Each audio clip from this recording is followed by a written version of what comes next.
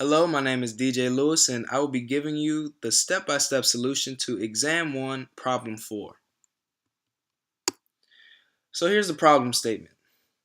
Consider a rock climber of mass m equals 60 kilograms who is ascending a vertical wall and stops for a rest by leaning back on a rope as seen in the diagram. The rope has some unknown tension and makes an angle of 31 degrees with the vertical. As the climber rests, the wall exerts a force F of unknown magnitude. This force F points at an angle of 15 degrees above the horizontal, as shown in the figure. Part A asks to determine the magnitude of the tension in the rope required for the mountain climber to remain stationary. Please start from a fundamental principle and show your work.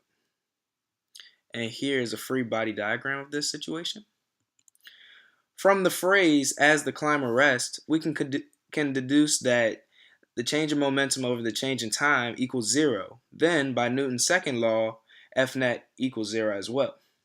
The sum of all the forces acting on the hiker is then force of tension plus the force of the wall plus the force of the earth, which equals 0.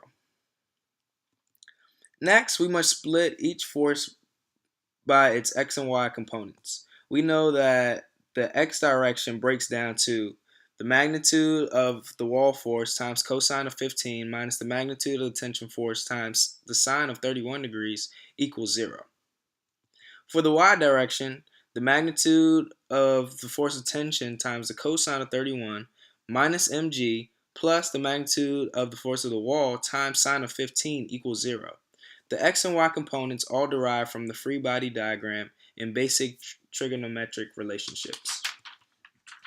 Now, with these two equations, we solve for the force of tension using a system of equations.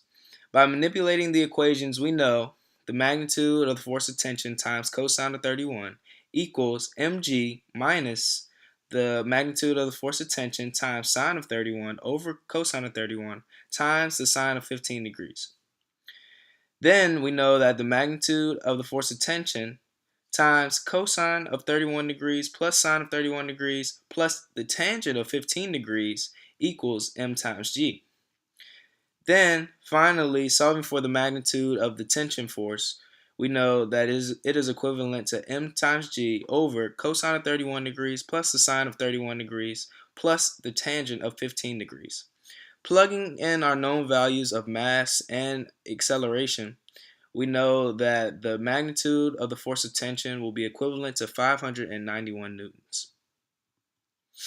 Part B asks to determine the magnitude of the wall force F required for the mountain climber to remain stationary. From Part A, we know F net, its x component, is equivalent to 0. Therefore, the magnitude of the wall force times cosine of 15 times the magnitude of the tension force sine of 31 degrees equals 0. Solving for the magnitude of F wall, we get 315 newtons of force.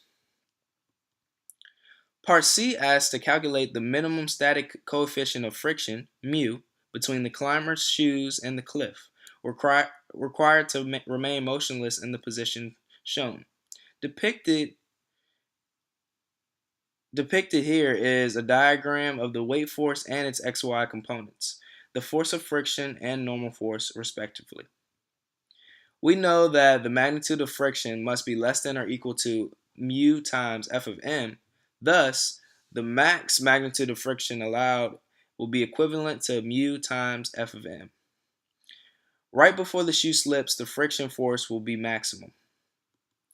As a result, we use trigonometry to find the magnitude of the frictional component of the wall force and the magnitude of the normal force in terms of the magnitude of the wall force and theta. Then we know mu of s times the force of the wall times cosine of 15 degrees equals the magnitude of the wall force times sine of 15 degrees due to F of F equals mu times F of m. Therefore, the coefficient of friction, mu s, equals the tangent of 15 degrees, which is equivalent to 0.268. Thank you for your time. Again, my name is DJ Lewis. Have a good one.